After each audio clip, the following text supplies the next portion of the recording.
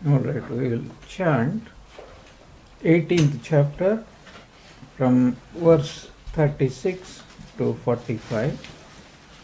Om Vasudeva Sutam Devam Kamsachanuramardhanam Devaki Paramanandam Krishnam Vande Jagadgurum Sukham Tvidanim Trividham Shunu me Bharatarshava Abhyasadramate Yatra Dukkhantam ca nigacchati Yattadagre Vishamiva Pariname Mrutopamam Tatsukham Satvikam Proktam Atma Buddhi Prasadayam Vishayendriya Sanyogat Yattadagre Amrutopamam Parinami Vishamiva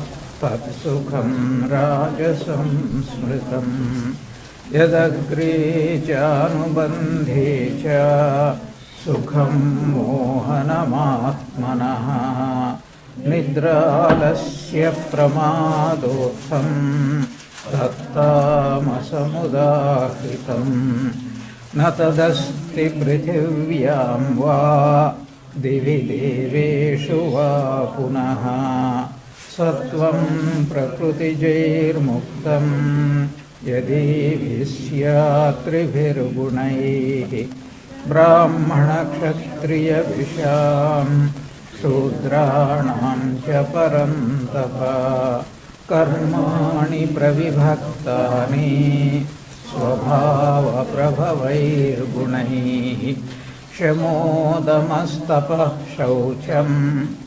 Kshantirajyavamiva cha Jnanam vijnanamastikyam Brahma karma svabhavajam Shauryam tejo dhritirdakshyam Yuddhe chapyapalayanam Dhanamishvara bhavascha Kshatram karma svabhavajam Krishna gaurakshya vanijyam Vaishya karma svabhavajam Paricharyatmakam karma Shudrasyapi svabhavajam Sve sve karmanyabhirataha Samsiddhim labhate naraha Swakarma niratah siddhim Yatha vindati tatshruno.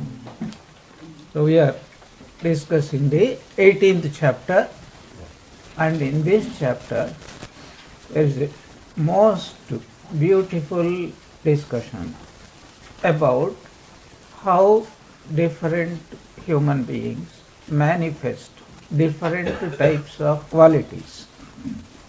Now, if we analyze the life of any human being, not only human being, even animals, even plants, any being that is in this world that manifests three gunas, sattva guna, rajo guna, tamo guna.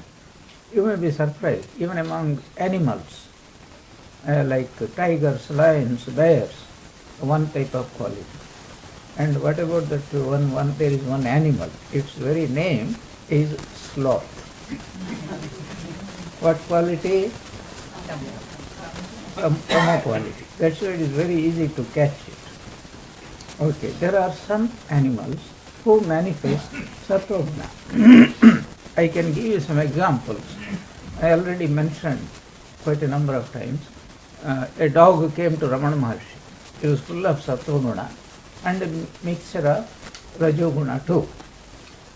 So it very quickly it understood what the people wanted, and it will take the newcomers round the whole hill, stopping at every place of associated with Ramana Maharshi, and then bring them back exactly by afternoon to the ashrama. Sri Ramakrishna had a dog. He named it Captain. And that dog would follow Sri Ramakrishna from his room to the bottom of the Dakshineshwar Mother's temple, wait there, and it will eat only when Sri Ramakrishna is to feed it. Now what a wonderful thing it is. How did that get that intelligence? Swami Vivekananda had a dog. He named it as Bagha. And when it, what happened? Once it made some nuisance. Swamiji scolded it and said, "You are not going to come into my room." And next day, as soon as he opened the door, it started crawling near his legs. He says, "What can I do?" And then from that day, it behaved excellently well. And when it died, Mahapurush Maharaj told, throw it in the Ganga. And they threw it, the dead body, in the Ganga. And by the next tide, it came back, and exactly, how did it know that this is the place? Mahapurush Maharaj said, "This is Swamiji's dog." There is also interesting association, Swamiji met Pauhari Baba. And Pauhari Baba, now and then, pearls used to come out of his mouth. So once he said that, "Guru ke dwar mein kutta ka maafik pade raho." So Swamiji liked it very much. And he told it to Mahapurush Maharaj and others. Mahapurush Maharaj liked it. So one day, a devotee was there in Mahapurush Maharaj's room. And there was a photograph of course, Sri Ramakrishna in Mahapurush's room. And during the course of conversation, he said, "This is the dog of Sri Ramakrishna, and you are my dog." Means faithfulness. Dog is known for its faithfulness. A disciple must be as faithful, at least like a dog. If not, you see, if he has that much of faith as a dog, in course of time his nature will become reversed. Dog reversed is holy company. So even animals, plants, some plants have got sattva guna. If you eat them, sattva guna will increase. I don't know, I have mentioned it. There is an incident in the life of Ramanujacharya. There was one great soul called Yamunacharya, the great guru of Ramanujacharya. He was a child prodigy. And there was a king in those days, and this king was against this Vishishtadvaita, which was being preached by Yamunacharya's grandfather, great guru. And what happened? This Yamunacharya was sent to defeat the views cherished by the courtiers of this king. So this Yamunacharya, as a child, he went there and he defeated the court pandits there, and the king was so pleased that he made him stay. He said, "I will give you half my kingdom, you stay here." And he liked it, and he was addicted to royal pleasures, and he was staying there. He forgot the purpose for which he had gone there. Then somehow he had to be reminded. So the story goes that one great soul, one great Pandit was sent to the court in the guise of an old man. This old man went there, and this Yamunacharya used to eat from the royal kitchen. So it so happened that this old man who was sent to bring this Yamunacharya back to his common sense, why he was sent there and he was not coming back. So this old man, there is some herb, I forget its name in Tamil Nadu, it's very, very considered. If you eat that herb, you will become very sattvic person. Sattva guna will increase. So he used to collect that herb, which is not very common, and hand it, and then taught the cook, royal cook, how to prepare it. So this royal cook used to prepare, and he told the man, "There is a new dish, would you like to try it?" And the man liked it very much, and he became addicted to it. After some time, the old man stopped supplying it. Then the next day the man asked, "What happened to that dish?" "Oh sir, there was a man who used to supply, and he did not supply today. Call him, I want to speak with him." by that time this herb had made its effect.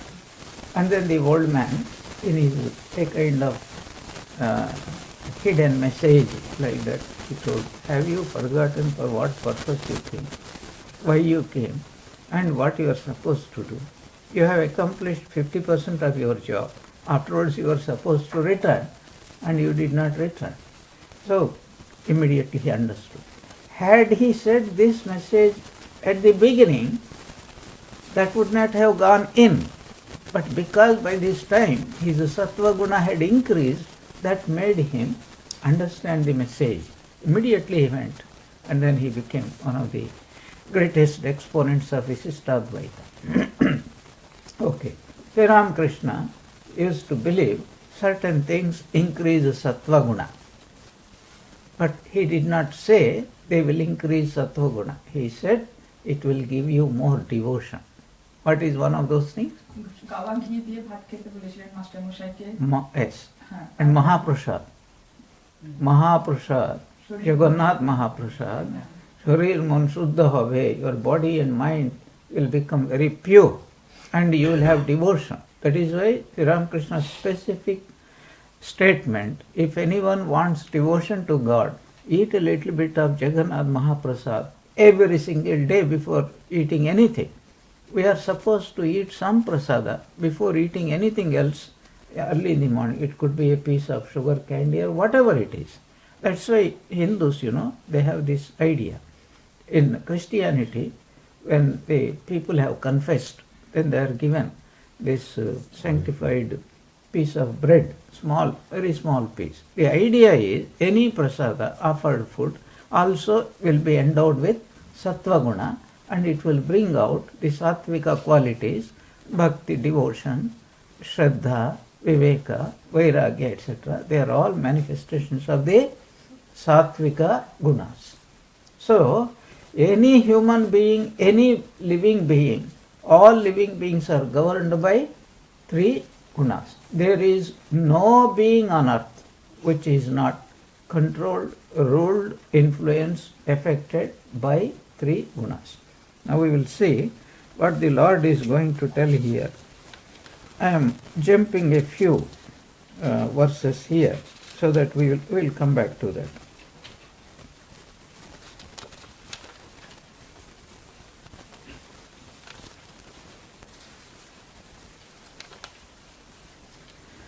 Verse number 40. न तदस्ति पृथिव्यां वा दिवि देवेषु वा पुनः सत्वं प्रकृतिचैर्मुक्तं यदेभिष्यात्रिभिर्गुणैः. There is no being on earth or even in heaven, even among the gods, that is free from these three gunas born of nature. The whole nature consists of three gunas. Prakriti means sattva, rajas and tamas. Even not only living beings, even non-living beings, non-living things also are influenced by sattva guna. For example, music. There is a sattvika music, there is a rajasika music, there is a tamasika music. There is a sattvika talk, rajasika talk and the tamasika talk. And there is a sattvika color, rajasika color, tamasika color. You change the color. Some colors, pastel colors for example, they are supposed to be very soothing. The get-up. That is why in the West they give so much of importance, the packaging. So you dress also. Some dresses are sattvika dress. Now, if you observe carefully how Hindus supposedly dress the gods and goddesses, how is Saraswati dressed usually? Right. How is Mahalakshmi? Right. So you see, these are supposed white is a symbolic of sattva guna. And why sattva guna? Brahma is supposed to be ruled by sattva guna, because srishti or creativity, any creative activity must spring from a sattvika quality. And Brahma doesn't have weapons, if you notice it. And he has got a Hamsa, white Hamsa, as his Vahana. Whereas the Vishnu, he has got weapons. Shiva has got weapons. Why? And Vishnu is ruled by which guna? Rajoguna. Why? Because he has to protect. He has to kill if necessary to protect. That's why he has got weapons. Shiva is ruled by which guna? Tamoguna. Tamoguna means destructive. That is, he has to kill. That is why he has got snakes and tigers and then Trishula and all those things. If you observe, you will see everything is influenced by the three gunas. That is why every day we sing also. Every day we sing to remind ourselves. Of course we sing without paying attention to the meaning. Srishti sthiti vinashanam shakti bhute sanatani gunashraye guna mayi narayani namostute. Guna ashraye. She is the support of the gunas. As manifesting this universe, she is the support. But in her own nature, what is she? She is the embodiment of gunas. So she is manifesting. Even there is a sattvika weather, there is a rajasika weather, there is a tamasika weather. You know? And it is bishti, podajakon, khichodi and beguri. Yeah, correct. There is a rajasika weather. Day also is divided into three categories. Early morning, Sandhya Samaya. That is Rajasika weather? Sattvika. No, the Begudi? Tamasika. Yeah, because jim kore bishti porche, you feel like, that's why Swami Sharadanandaji, if he has studied, Sri Ramakrishna, the great master, he says the rainy season is not good for meditation because you feel like dozing. You know, this sound of the rain, it is very soothing in one way. It produces, I don't need to say, yeah. So if you observe carefully, you will see this is all the play of the gunas. Seasons are also. So what is the Vasanta Kala? Yes. What is the hot season?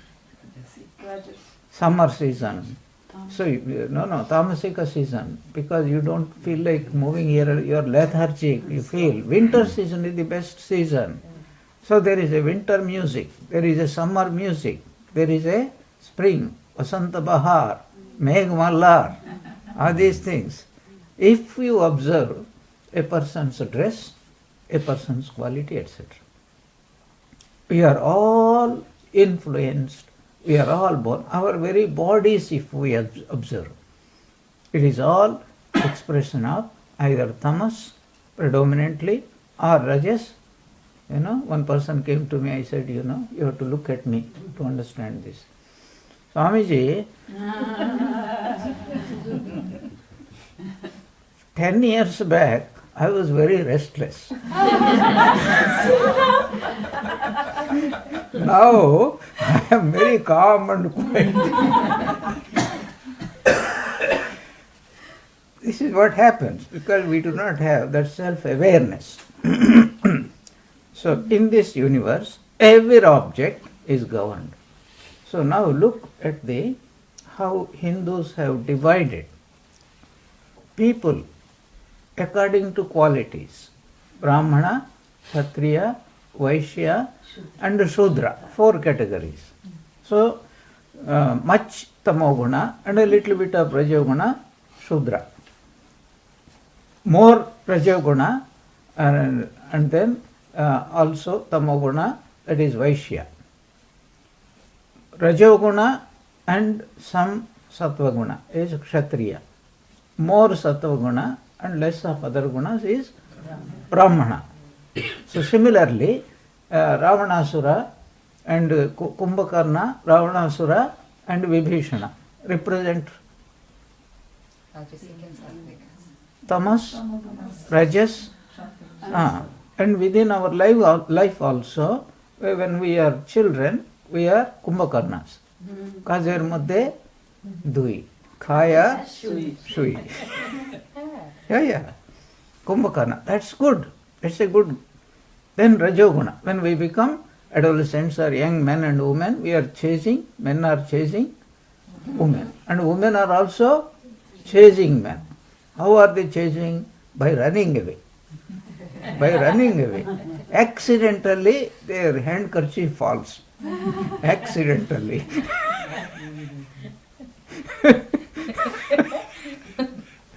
You see, like Hitler's spontaneous oratory. Yes. After practicing for 48 hours in front of a mirror, it is extempore speech. It is like that. But when we become Vedanti, then which quality is governing? Supposed to govern? Sattvic.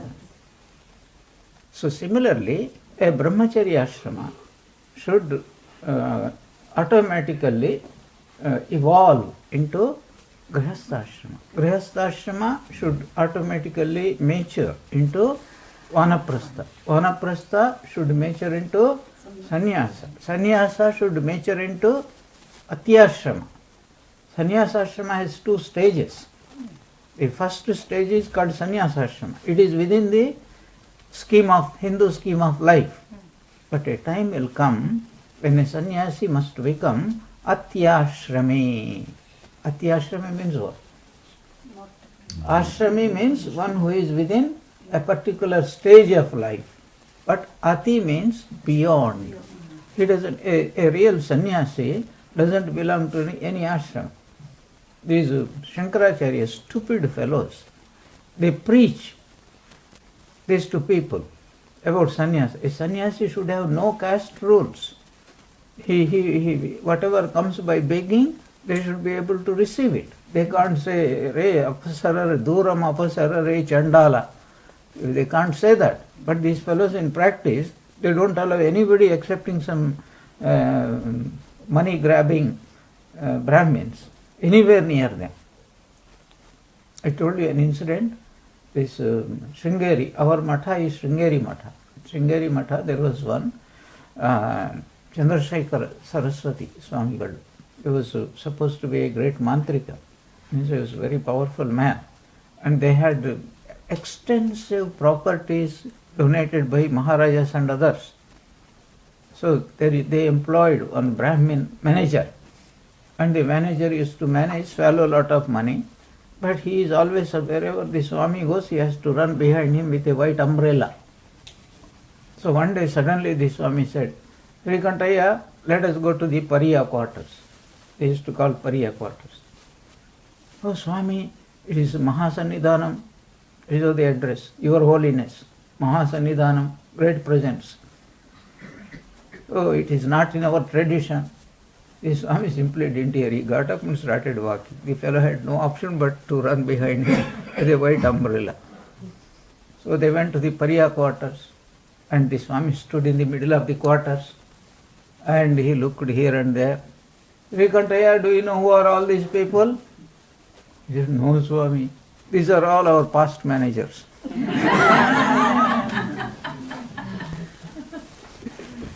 He had no option. What is the point we are discussing about? So, when a person is also giving a speech, he is ruled by one of the qualities. When the audience is listening, they also may be influenced by one of the qualities. Some are listening very attentively, taking in the points. Some people, our minds are, how much has gone in, only tail is remaining. And some people, frankly, they are distributing freely sounds. Yeah.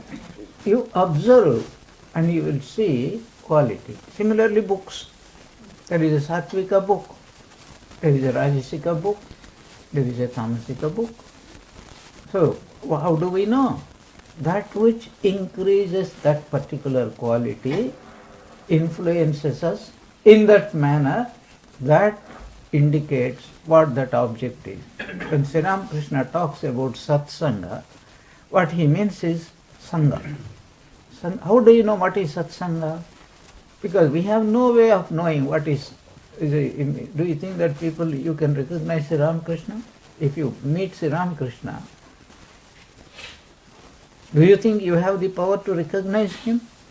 So can you recognize anybody? Even after 50 years of marriage, the husband or wife do not know about each other. Some special quality suddenly go, I did not know he was also like this, he was also like that. How can we know? But how to know which is the satsanga, whether we are following correctly or not? How do we know? By the effect. How do you know which food is good food? Again, food also. There is we discussed already, sattvika food, rajasika food and tamasika food. How do we know? We know even if we don't know specifically before eating. After eating we know what is the nature of the food. That which increases sattva is sattvika food. That which increases rajas is rajasika food. That which increases tamas is tamasic food. What a marvelous exposition, this one. Pure psychology in action. So, now here we are going to discuss something very wonderful. He says, Sukham tu idanim trivikham shunu me bharatarshava abhyasat ramate yatra dukkham tancha nigati. Now here from me, O Arjuna, the nature of the threefold happiness. The happiness which one relishes through practice, in which one comes to the end of all pain. So that is, there are three types. There are three types of happinesses. What are those three types? Sattvika happiness, Rajasika happiness and Tamasika happiness. Now there is, before we dwell into this subject, 2-3 points I want to speak as an introduction. It is most marvelous subject.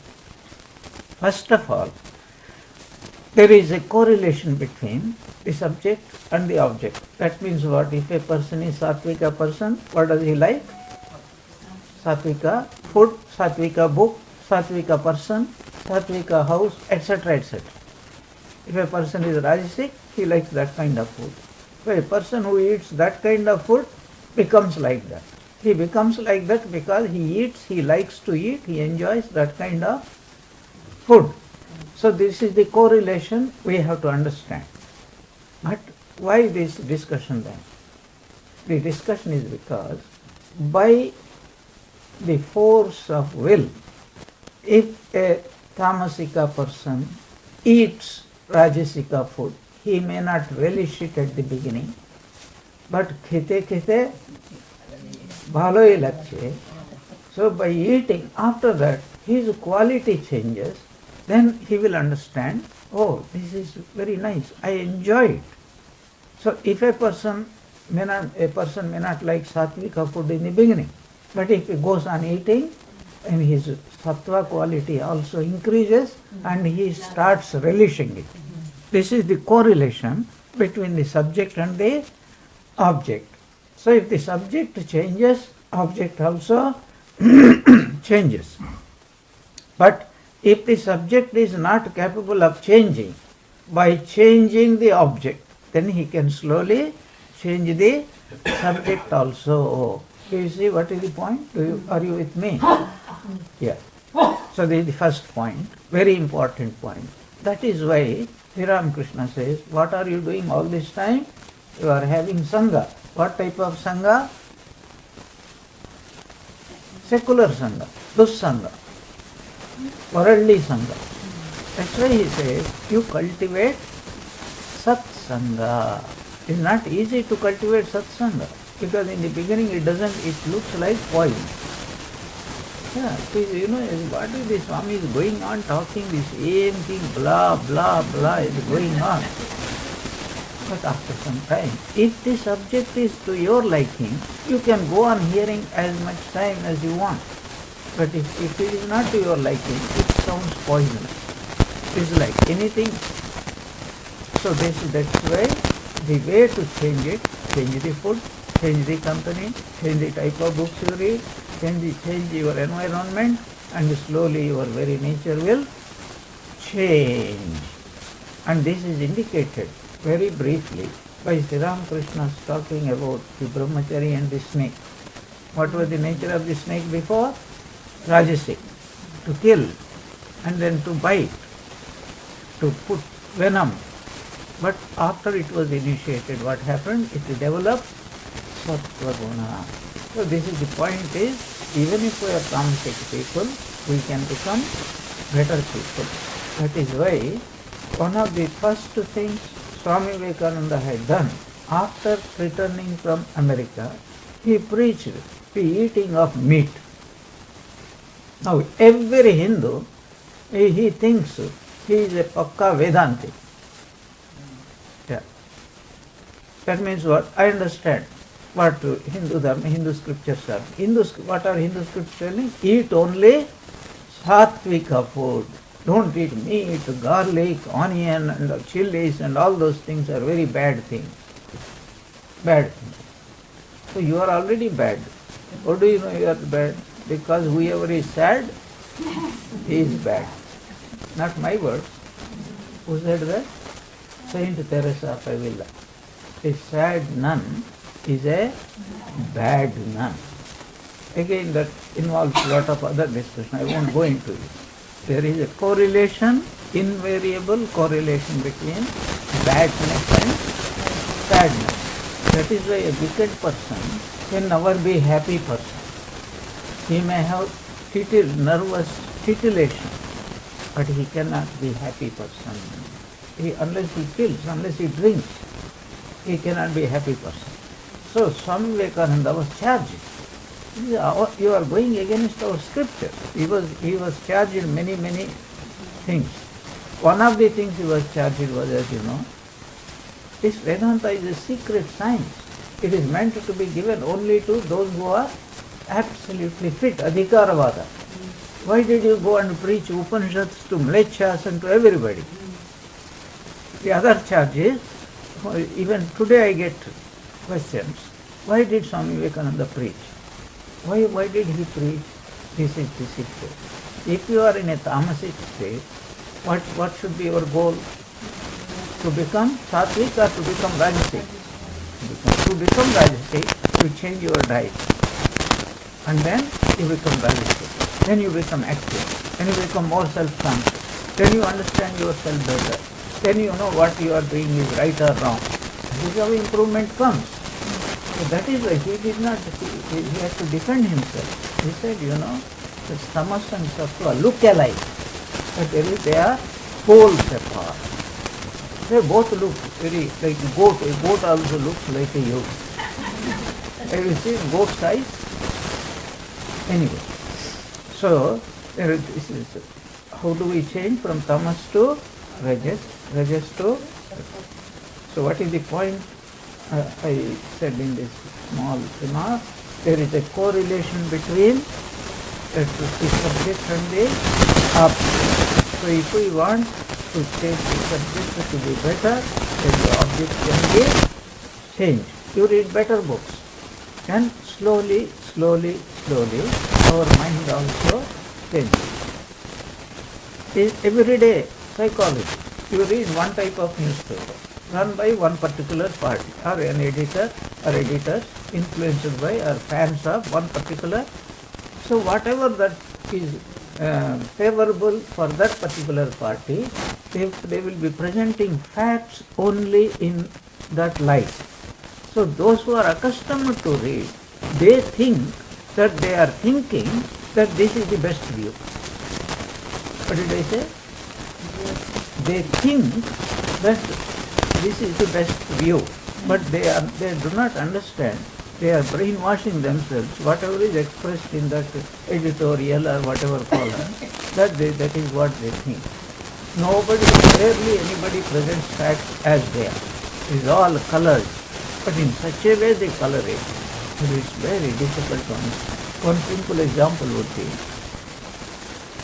if I were to ask you, what's your opinion about Osama bin Laden? there would not be one single devotee among us who says that he is not a bad person. How did you come to that conclusion? Have you known something like that? Have you moved with me? Have you spoken with me? It's all Pakka, Western, especially American. We are all brainwashed. You know, before Sri Ramakrishna's advent, practically every educated Indian was under the impression Hindu scriptures are from worthless to godless creation. But it's not. Our Hindu Dharma is worthless Dharma, only Western Dharma. Once the Swamiji and Sri Ramakrishna had uplifted the changed the whole view, they made us proud about our religion. That doesn't mean everything that is written in the scriptures is absolute. Sri Ramakrishna is saying is often right. Every scripture contains both sand and sugar. So try to separate like a hamsa between the sand and the sugar. And most of it is only sand. Most of it is only sand. What do you mean?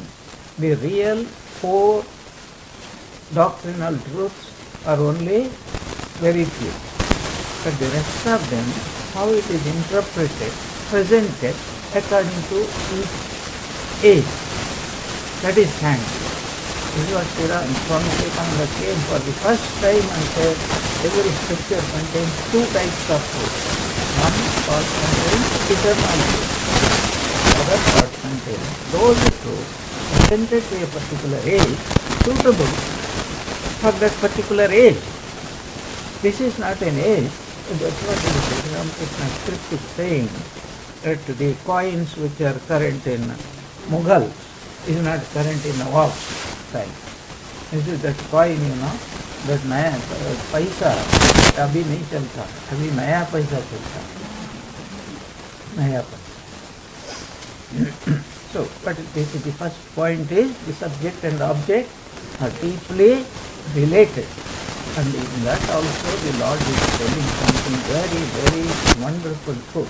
And that truth is that even though subject and object are different, but before this communism came to Russia, Russia was the deeply devoted Orthodox Christian.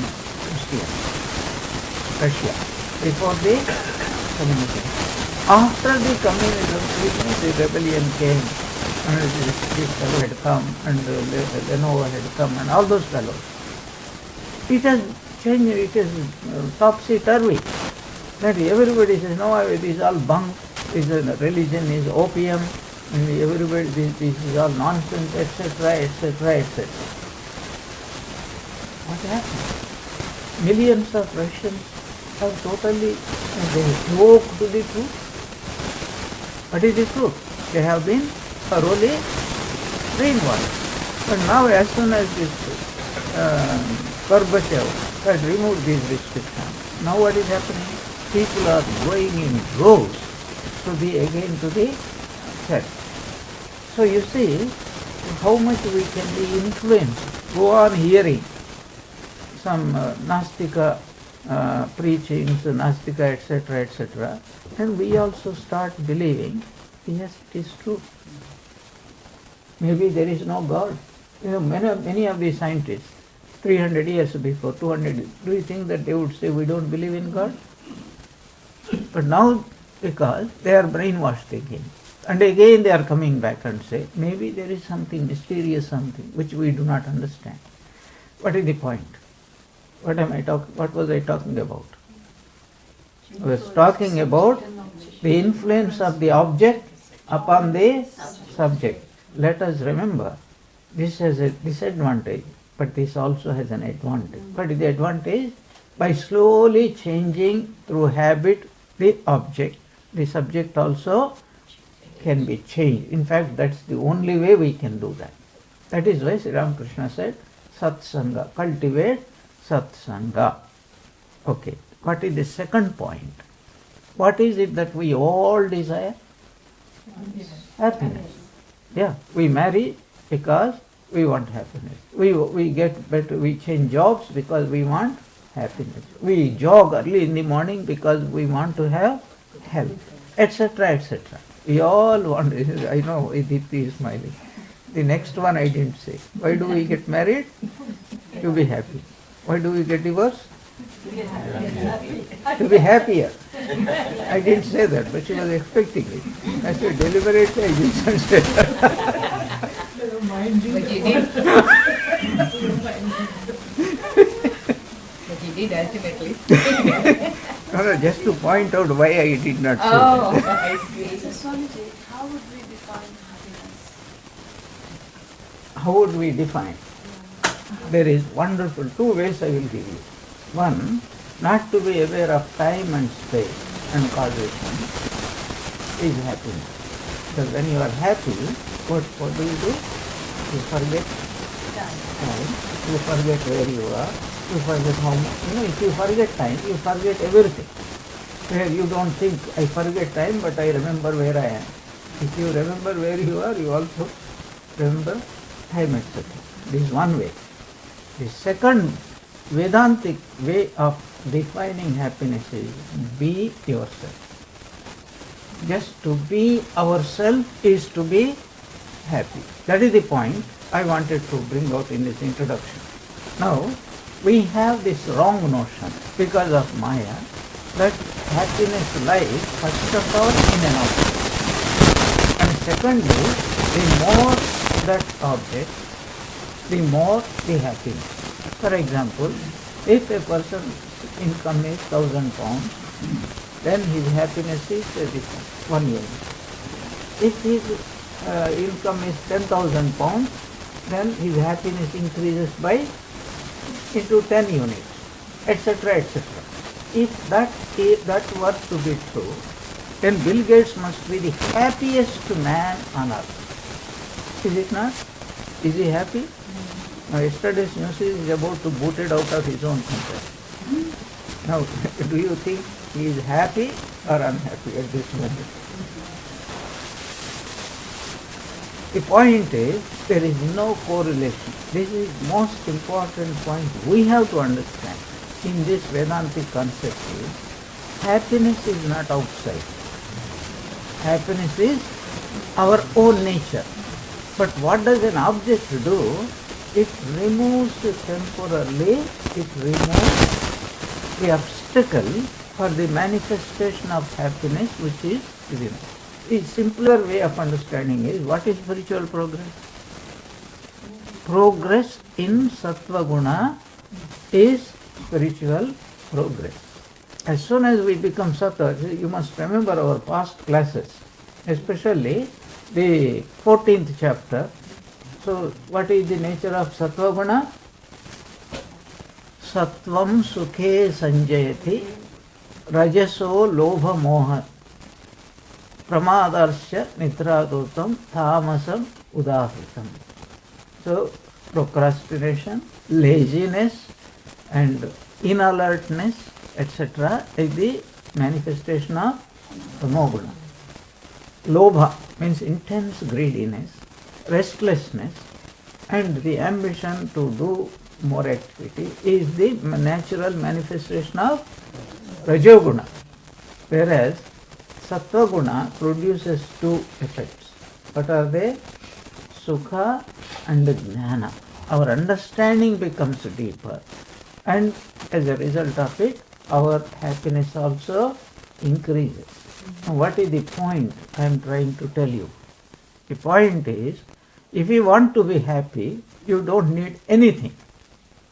But if you can develop Sattva Guna, then you will be happiest person, even if your external possessions are to the very minimum. This is a very, very important point. If Sri Ramakrishna, what possessions did he have? Holy Mother, what possessions did she have? And yet, can you say that anyone is happier than Sri Ramakrishna or Holy Mother? There was that incident when Sri Ramakrishna was suffering from cancer, and he was appearing in 3 lights through to 3 different types of people. One type of, Swami Shardananda was telling Sri Ramakrishna, the great master. Sri Ramakrishna, devotees can be classified into three categories. First category is that Sri Ramakrishna had a divine purpose. As soon as that purpose is over, he becomes normal again. So this is one. This second type of persons is Sri Ramakrishna. It is natural for human body, human birth. It is every human body, whether it is a saint or a sinner, he also has become old. We are such foolish people. You never question why a spiritual person becomes old. Disease, you have a problem. But old age, you have no problem. Because you have a wonderful concept. The more we advance in spiritual life, the more Vedanti he becomes. That we understand. That's why the question, if a person is born, then he will die. If a person is born, he will become old. If a person is born, he will have hunger, thirst, disease, etc. So why this wrong notion that a spiritual person should not fall sick or whatever? So, second type of person, it is normal for a human being. Sometimes he will be well, sometimes he will be ill, and sometimes one can have cancer or what is called terminal illness, the accident can happen. It's very normal. The third type of person view is that a spiritual person should never have any type of disease. If he has disease, equivalent, that means he is not a king. So many people have like Ramakrishna. You see the point. So, Narendra, the devotees who cherish this idea, a spiritual person should never fall sick, they left because they found out no spirituality. And the Ramchandra Das our Lord is spiritual. But yet he has this disease. That means maybe there is a purpose. He is that as soon as that purpose is accomplished, then he will become normal, back to normal again. That was also one's own construction. Whereas Narendra and others said, this human body. Anybody Panchabhuter Phande Pode Brahma Phande. This is normal. This is very natural thing. That's why Swami Vivekananda said, let us take advantage of Gurudev because his body is not going to live for a long time. He inspired the other brother disciples also. So these are our things. Even people ask me, Swami, why did you have diabetes? Why can't I have diabetes? I said, why should only you have diabetes? Why can't I have diabetes if you have one? Today I was very happy because I found out he also joined me. He was already my club member. I did not know about it. But we discovered each other now. So what is the point we are discussing? That happiness and unhappiness both belong to whom? Happiness is our nature. The more we cover ourselves, the less we are happy. The less we are happy, that means tamoguna is happiness. Mixed happiness, khatta meetha, means which guna is covering us? Rajoguna. But if we are very happy, which guna is manifesting? Sattva guna. So what is the point here? The point is, do you want to be happy? Of course, no one will say, I don't want to be. What is the way? Develop Sattva guna. Then you don't need anything. You will be happy all by yourself. That is why, what is spiritual progress? To be happy is with antasukha. You antasukha, antararama, tadhantar. Everything is inside. You don't need anything. Then why are we running after all these houses, cars and this and that? Because we think happiness is outside. Happiness can come only through an object. That is called not happiness but dependence. That is what is called maya, bondage. What is bondage? You depend upon something. What is freedom? You are free, independent of that object. And what about my happiness? Freedom. That's the point we discussed in my last day retreat very clearly. That what is the goal of every human life? No. Freedom. Because what is happiness? Freedom. A simple example I gave, if you remember. Some of you have attended. What is the example? If you are hungry, you are unhappy. You remove you eat food. What happens? You remove the hunger. So you feel happy. What were you before hunger came? You were a happy person. Hunger came and made you unhappy. You removed the hunger. What great thing did you do? You went back to where you were. Yeah. That's why, a 25 years married couple, the husband was asked, "Are you happy in your married life?" He said, we were, both of us, he looked at his wife and said, "We were very happy for 25 years. Then we met." Do you follow the joke? Yes. No? We were very happy for 25 years. Then we met. So, this is the most important thing. Why Sri Ramakrishna was so happy? Because he was a Sattva Guna Sampanna, Parama Shuddha Sattva Sarupa. That is why he need not depend upon any object. He is happy all by himself. What is meditation supposed to be? The art of making oneself happy by just being one's own self. So this is the second definition of happiness, is to be oneself. What is spiritual life? You see, so many things we have to debunk.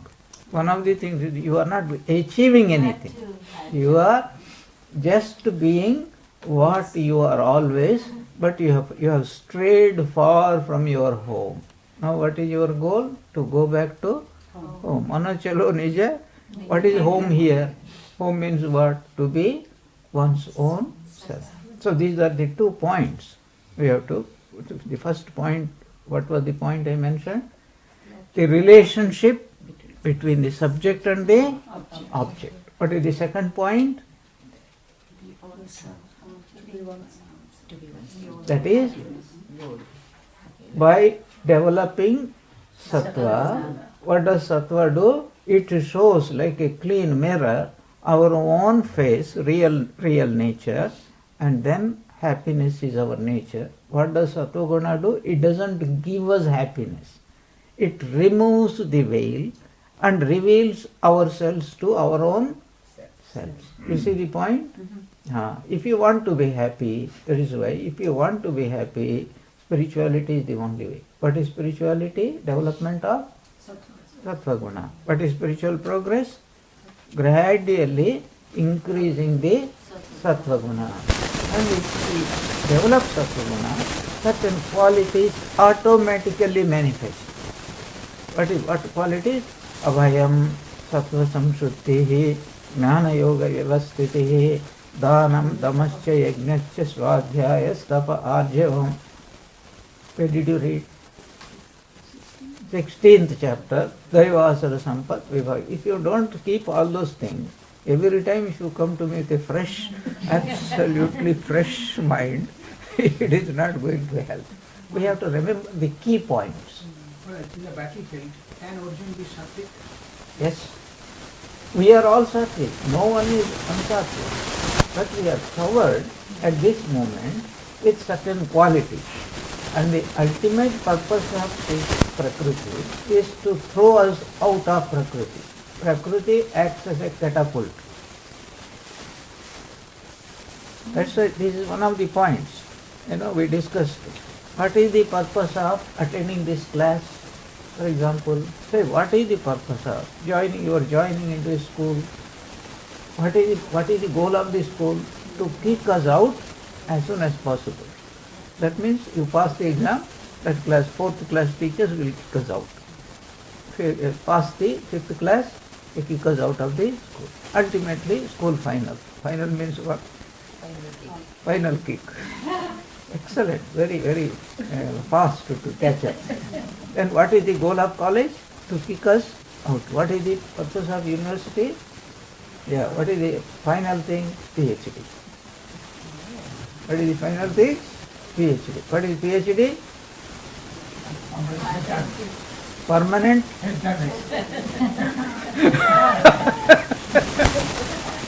Permanent head. No, it is all borrowed. Somewhere I hear and then I remember it. Yeah.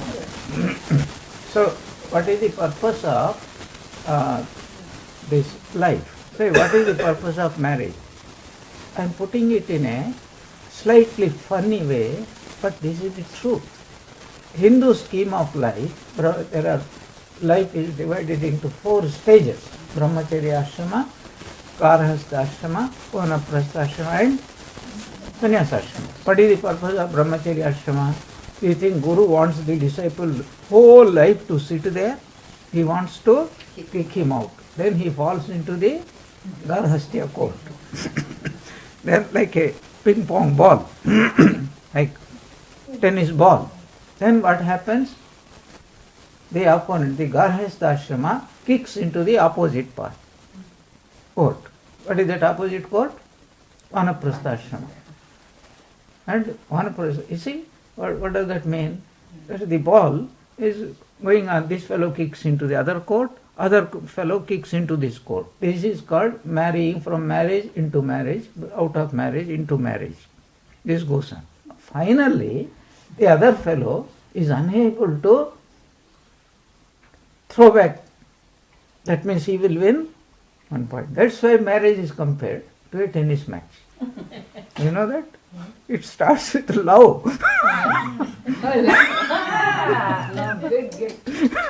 And then fight like hell. Always starts with love.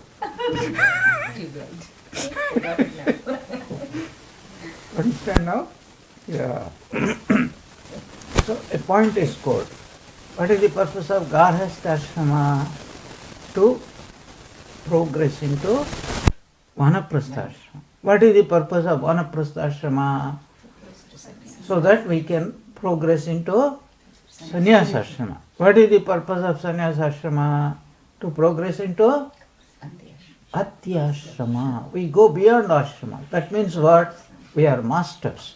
Even if such a person marries 1,000 times or 16,000 times, it doesn't affect him, because he is not marrying because he needs marriage.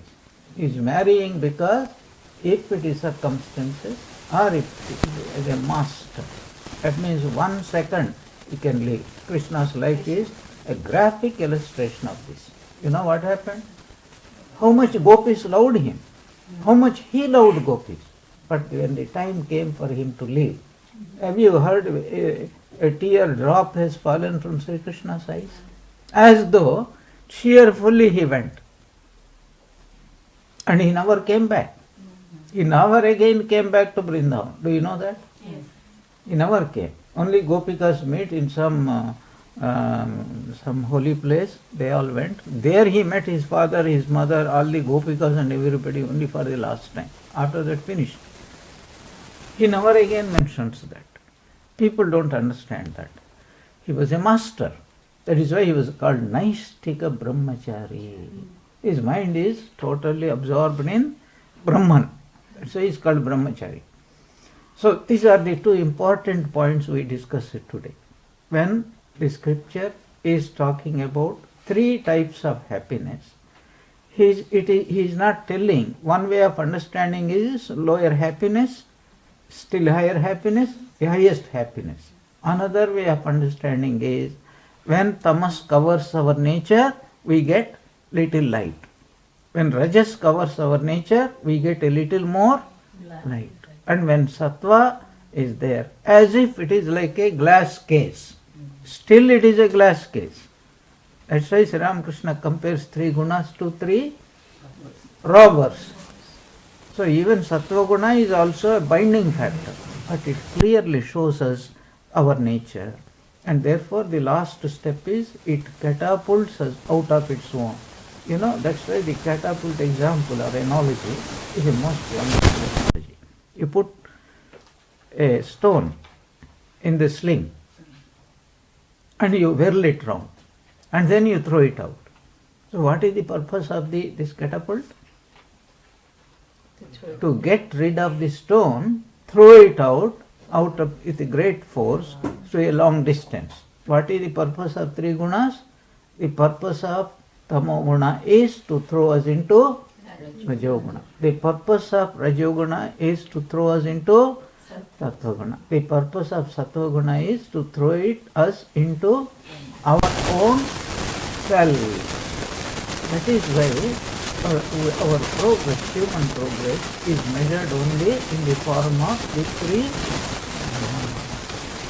So that is the background I wanted to tell you. I will stop here and we will have Arati. Our Maharaj is a good singer. So he will also, after that, our Kumar is finished, then we will have Om Vasudeva Sukam Devam Pampajamuram Devaki Paramanandam Krishnam Vande Jagatpuram